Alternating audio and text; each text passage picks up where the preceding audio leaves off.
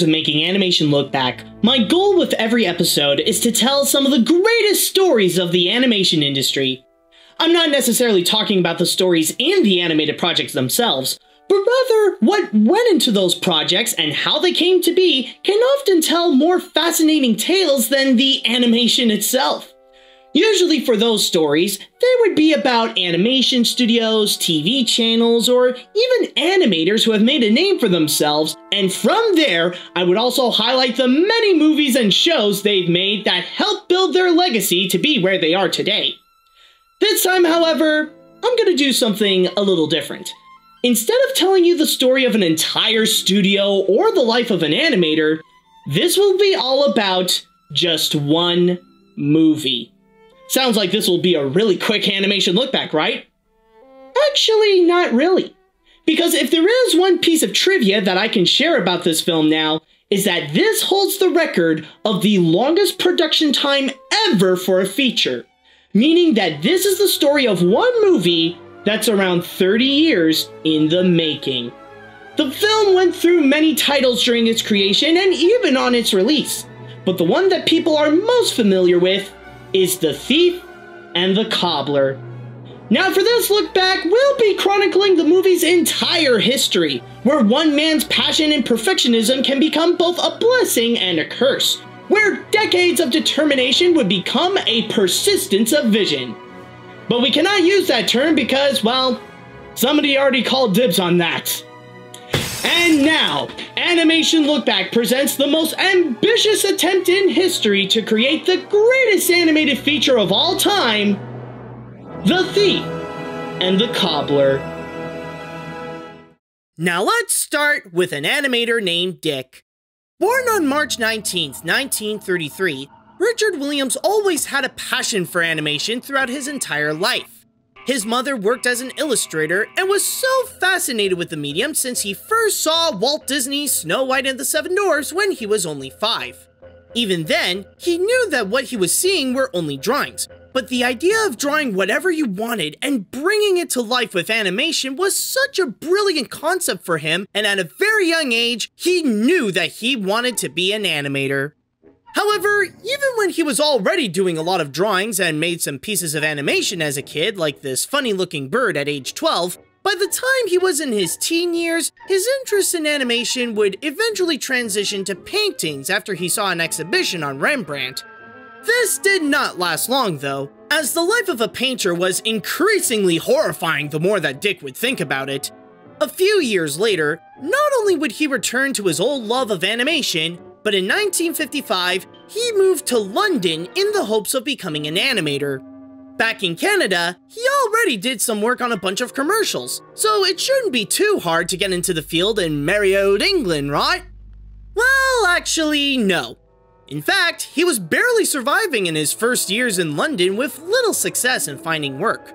It wouldn't be until animator Bob Godfrey came in and gave him some jobs to work on, like commercials and illustrations, when things started to pick up for the young lad.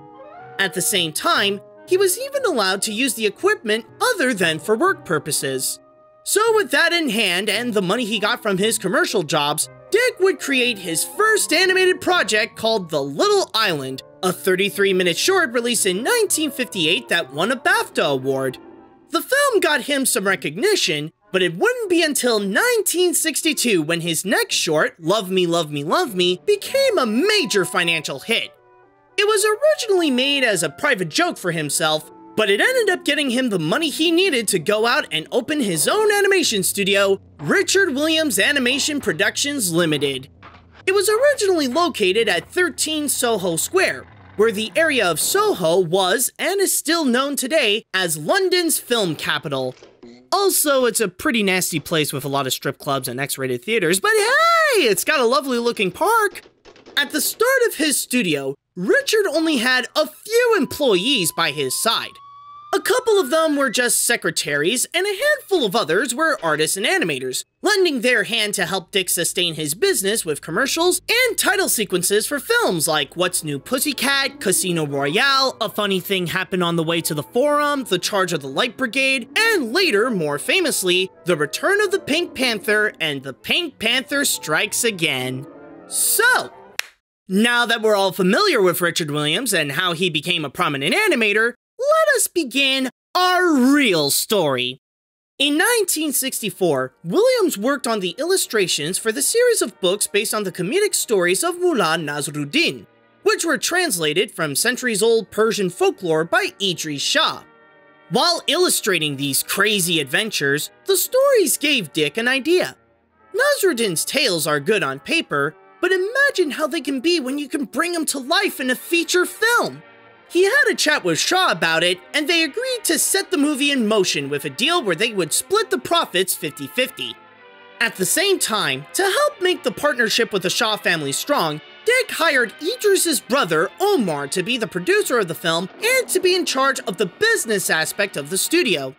He would also help Williams by watching the animation tests made at the place to not only get a better know on what people were working on, but to also lend his opinion on the projects. However, since this was Dick's first animated movie, he knew that even with the team he had, it wouldn't be enough.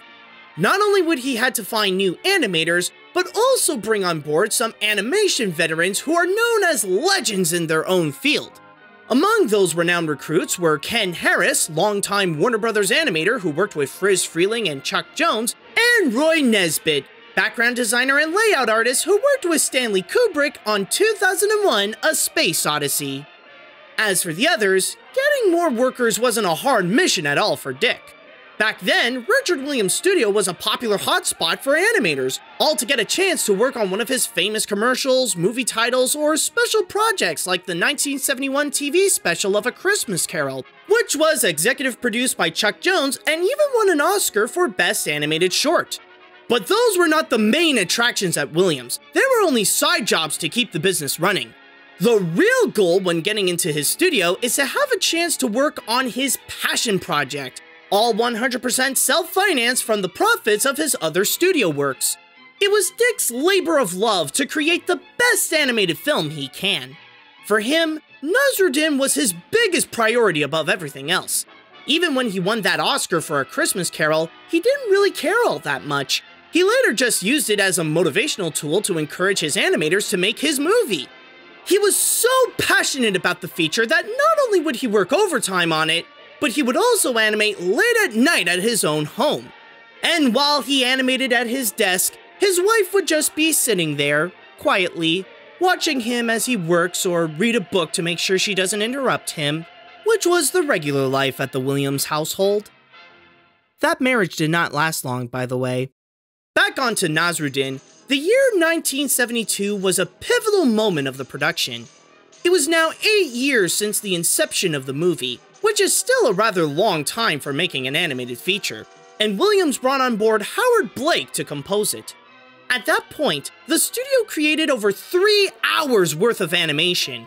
But despite all that footage that would lead to a possible length that's longer than most movies in general, Howard noticed that something was wrong. Sure, the scenes looked great, but they didn't connect well with each other story-wise. Like, it didn't feel like one big movie, but rather just a set of clips that only share the same main character. Blake told Williams that it would make more sense to develop an actual 3-act structure to have one big engaging plot instead of going with this rudimentary anthology. If you just want to tell a bunch of short stories one by one, you might as well craft a series instead of a feature film.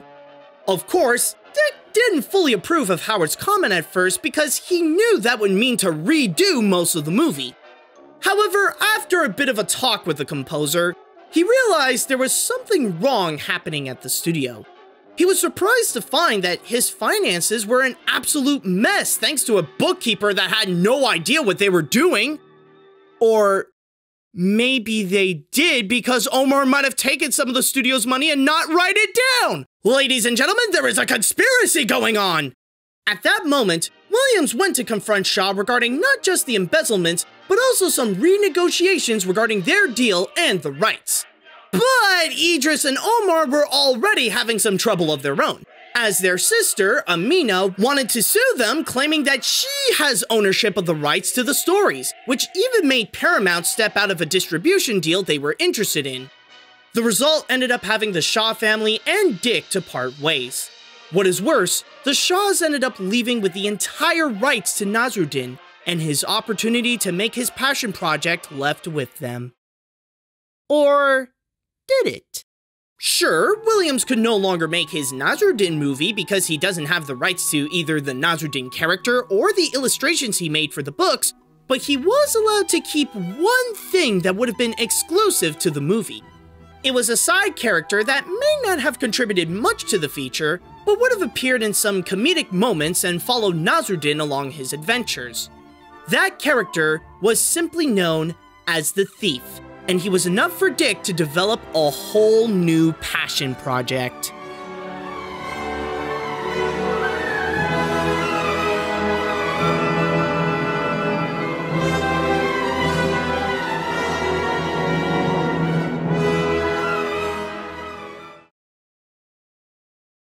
And everybody says, you know, 5 years you've been working on this thing. I mean, surely worn out, so. You can't stand it's the same thing every day. I say, never.